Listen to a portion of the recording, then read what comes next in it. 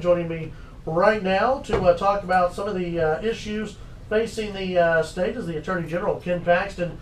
General Paxton, welcome. How are you? I'm doing well. It's great to be here. Well, appreciate you swinging by the Capitol today and talking to us about some of the legal issues that are facing the state. I know yesterday you were here as well and talking about the issue of marriage. Yes, we just filed a lawsuit last week relating to the Family Medical Leave Act. We just sued the Obama administration because they're trying to expand coverage for same-sex partners under that law. And what did you relay to the crowd yesterday? I just talked about how we've had this history of over the last 12 years. We started with our Republican legislature for the first time in 2003 passing laws to protect the state. We started with the Defense of Marriage Act in 2003, which was statutory. Then in 2005 we moved to our constitutional amendment, which we overwhelmingly passed here, and then the state, people of the state passed it with over 3/4 of the people voting for it. And then it's just odd, here we are 10 years later having to defend that law. My first week in office we were in the Fifth Circuit defending our Constitution and our constitutional amendment that the people of this state passed. So it's been really amazing that we're in this position of having to defend our Constitution. This is an issue that's in the Supreme Court, and I've talked to you about this just when we visited over the phone and during the show, and obviously gay marriage in the courts right now in the Supreme Court. If the Supreme Court comes back and says, okay, we're going to, and who knows what they're going to rule, what's next for the state of Texas? Does the state have to go by what the Supreme Court rules, or is there a way, since the voters went and said, hey, we want, this is what we want clearly defined, does Texas have an out? Well, we're in literally uncharted territory. We've got a Supreme Court if they make that decision. We're hoping right now we're going to get the right ruling. That's where we're putting all of our effort into getting the correct ruling. We think that we have a shot with Kennedy because of states' rights. He's a very, very vocal supporter of states' rights, and so we're very hopeful that we'll actually win that case. Visiting with Attorney General Ken Paxton here on the show. You've also just recently joined in with quite a few other attorney generals throughout the United States when it comes to an ammo ban that was widely talked about. The ATF pulled back on that after they heard an outcry from not only citizens but members of Congress, but that doesn't mean it's a dead issue. No, but we did send them. There were 22 AGs from around the country that sent a letter to the ATF suggesting that they not go forward with this final rule.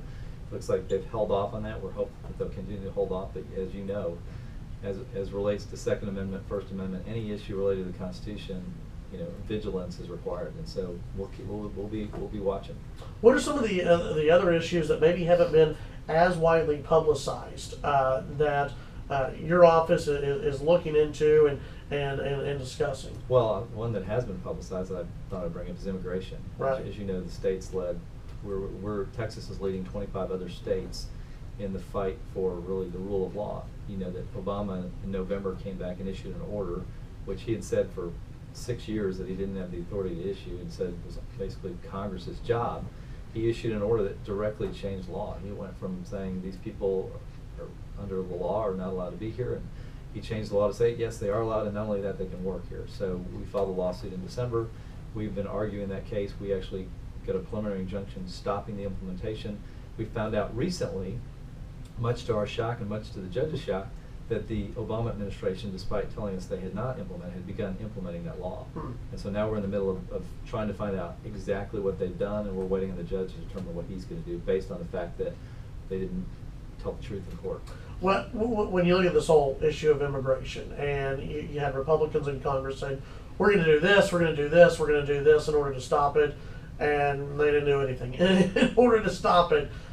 Do you think the lawsuit is the best way to stop these executive orders?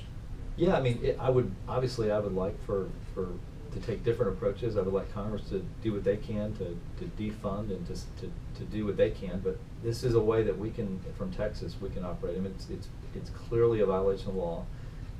If the court rules based on the law, we're going to be successful in stopping this administration from going forward. But I think that's his new strategy. If you look at how he's operating, it's an onslaught of changing laws in all kinds of areas, whether it's ATF or whether it's immigration or whether it's Obamacare, or it's almost endless now. He has no downside, because if he changes the law and he loses, he's back where he started. Right. If he wins, he gets to implement all kinds of new laws without Congress. Right. Visiting with Attorney General Ken Paxton. You're a few months now into the job. How's it going? It's great. It's obviously very busy. We have not been bored. We've been in front of the Fifth Circuit numerous times. We've already argued with the U.S. Supreme Court twice.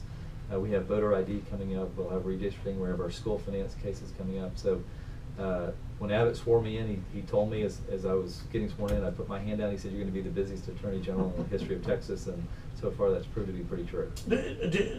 What do you say to some of the critics out there who say, okay, enough with suing the Obama administration, enough with doing this? To me, it seems like you're not just filing lawsuits because you're bored and there's nothing else to do. I mean, these are serious lawsuits that are being filed. But there are critics out there who say, should we be suing this much? Well, if we care about the Constitution, if we care about the rule of law, if we care about freedom, if we care about liberty, if we want the Constitution followed and we don't want one person in office deciding everything, then I think this is necessary to preserve liberty and to preserve our constitutional form of government. So I think it's the appropriate way to react from a states' rights standpoint, and I'm grateful that there are other attorneys general across this country who are willing to stand up and fight as well.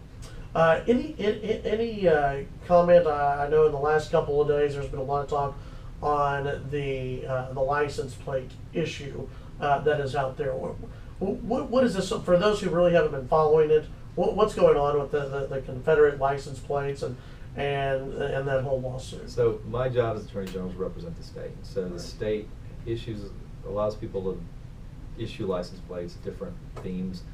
This case, the board voted not to allow the Confederate license plate. So when I came into this, we'd already been through the trial court. We'd already been through the Fifth Circuit. We actually won at trial, lost the Fifth Circuit, and that case was actually argued in the Supreme Court this week. Right. So we'll see what the judges say. All right, Attorney General Ken Paxton, appreciate your time.